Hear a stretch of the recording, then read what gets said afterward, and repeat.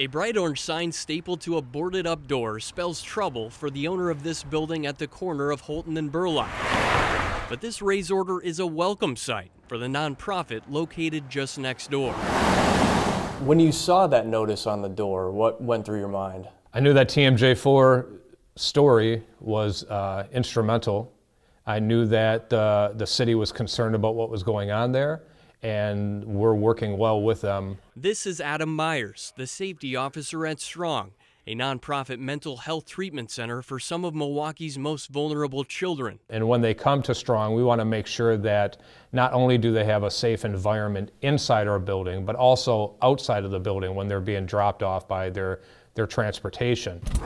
Strong staff say they're worried about the condition of this building and the potential for vandalism. In order to raise and remove. It has holes in the roof, bricks tumbling to the ground, and broken glass windows on what used to be a glass repair shop. City records also show the owner has failed to pay property taxes since 2011. And I've heard the comment from many people saying, if this was my house, after 2-3 years, I would be evicted. I don't understand how somebody can get away with that. Days after our story aired, the Department of Neighborhood Services inspected the building and found it is, quote, dangerous, unsafe, unsanitary, unfit for human habitation, and unreasonable to repair. DNS gave the owner 20 days to remove the building. We were there on Monday when that deadline passed. It says you have to remove the property by today. Is that your plan? No, I can't remove the property. How would I remove it? The owner of the building, John Begrowski, approached us outside, claiming he's selling the building despite the Raze order. You've got nothing to say about this building, okay? The city hasn't repossessed Begrowski's building because it was placed on what's called the Do Not Acquire list. That's a list of properties that are years behind in property taxes, but the city won't touch because they're contaminated and would create an expensive liability.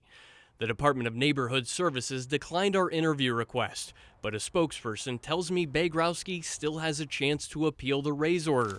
Quote, pending that outcome, there will be interdepartmental discussions within city government on the next course of action. A lot of us have worked really hard to restore the neighborhood, and one property like Burlock Glass property really is detrimental to everything that we do, and it's a big step back. Mario Costantini is a business owner in the River West neighborhood who's helped revitalize dilapidated buildings into thriving businesses. How long has that building been on your radar?